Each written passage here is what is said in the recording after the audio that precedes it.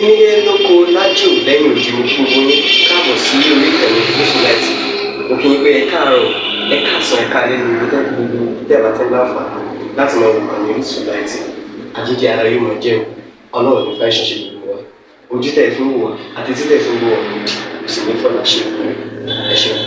Gúúsùláìtì TV #1 Islamic channel jẹ́ ìkànnì tí ó wà fún oríṣiríṣi wáàsí àti ọ̀rọ̀ ẹ̀sìn látọ̀dọ̀ ọ̀pọ̀lọpọ̀ àwọn àfáà ńláńlá jàǹkàjàǹkà tí wọ́n mọ̀ máa ṣàlàyé ọ̀rọ̀ nípa ẹ̀sìn wa.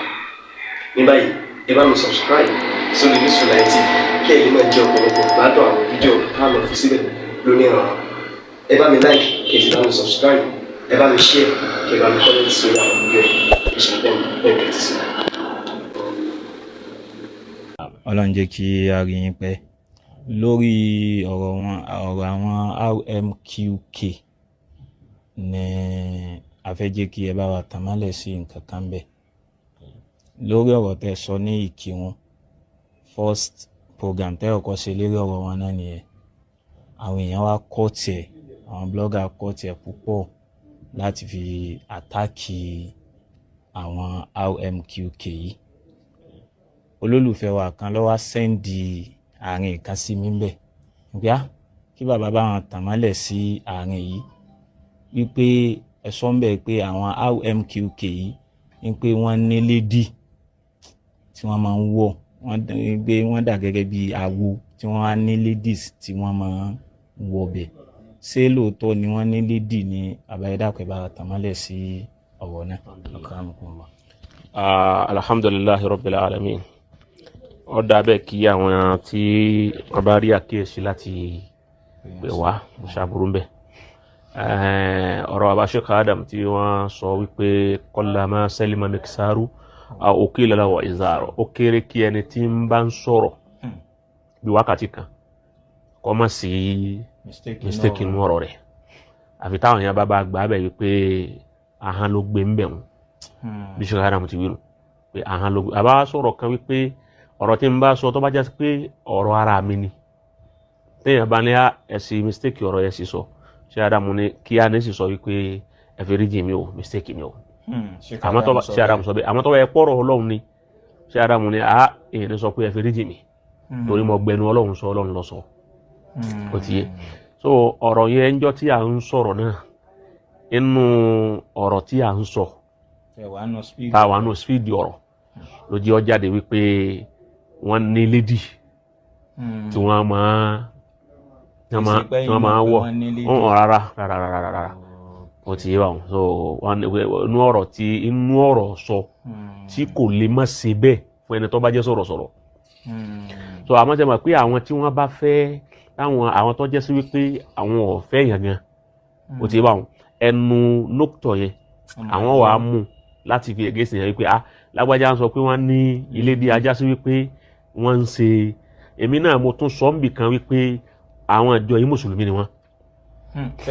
Sọ kí mo sọ ní ọ̀rọ̀ mi mùsùlùmí ara wa ni wọ́n ó ti yé báwọn. Èèyàn lè kálàfà fíkra pé ìjọ yìí ó bóyá ìjọ sàlàfíyà rẹ o wàhábíyà rẹ o sòfíyà rẹ o nkankan. So èèyàn lè kálàfà ara yẹn ó ti yé. Àmọ́ nókítọ̀ ń tọ́ bá ti jáde ní kẹ́límà tí èèyàn rí wípé kẹ́límà yìí Ọlọ́run ó sì béèrè lọ́wọ́ ìyàwó bàbá rí èèyàn pèèyàn sákìyèsí irú rẹ̀ kò sáburú ń bẹ̀ gẹ́gẹ́ bí ọ̀rọ̀ Mọ̀lánà Sheikh Adam wípé tí kì í bá já sí wípé ọ̀rọ̀ tọ́lọ́hun sọ ni ọ̀rọ̀ ẹ̀pọ̀ ọ̀rọ̀ tara rẹ̀ ni kéèyàn jáde wípé kò rí bẹ́ẹ̀ o èèyàn gbọ́dọ̀ ọ̀hún mọ́. Barakallahu fika. Èyí túmọ̀ rẹ̀ ni wípé kò sí ní tí ń jẹ́ pé RMQK ní ilé dì because ọ̀rọ̀ yìí àwọn èèyàn lè máa tú àbí kó máa lọ lè wádìí lọ́dọ̀ wọn àbí kó lè gbé bákan fún àbí kó máa lọ lè dọ́gbọ́n òun pé tọ̀ elédì wo ni wọ́n ti ń pé kò sí elédì tí wọ́n ti ń pé ó ti wá wọn ní elédì lórí irú nókítọ̀ bẹ́ẹ̀ ó ti yé báwọn. Kò sí ní tí ó burú kéèyàn sọ wípé àárín ni ó ti yé báwọn mistake níbẹ̀ wọn ó ti yé báwọn. So Ànábì Muhammad sì sọ fún wa wípé kullu bani Adama khata'un, gbogbo ọmọ Ànábì Adama ní ó máa ṣe mistake nínú ọ̀rọ̀ tí bá ń sọ àbí tí bá rìn wa khairul khatta'in at-tawwabun. Ẹni ó tún lóore jù nú wọn lẹ́ni tó bá lè sọ wípé mistake mo ṣe yìí o ẹ foríjì mi.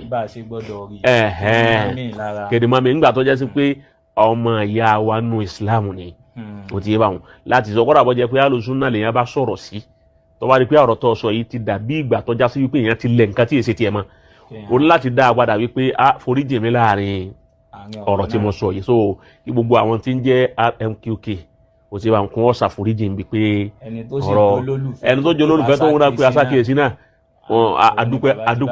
adúpẹ́ fún òun náà kí wọ́n foríjì wọn lórí kẹlímà kò sí ní ti ń jẹ́ pé wọ́n ní ìlédì ó ti ẹni tó pè wá tó sọ̀rọ̀ náà adúpẹ́ fún òun náà ọlọ́run san òun kálukú lẹ́san olórí alibarika lana mo sọ pé àwọn náà ó ti gbọ́ àwọn náà ó sì ṣe àforíjì lórí dókítà ni ẹlòmíì náà tí wàá lérò míì náà tóun náà ó tún sọ tí ó jọ bẹ́ẹ̀ èyí tó dáa ni kóun náà ó tètè sọ dókítà tó bá rí wípé kì í ṣe tiwọn kó ètò yọkúrò mẹ torí pọ́lọ́hún ó béèrè lọ́wọ́ kó wá lérí kẹ́límà kọ̀ọ̀kan tí èèyàn bá sọ. Assalamu alaikum wa rahmatullahi wa barakatuh.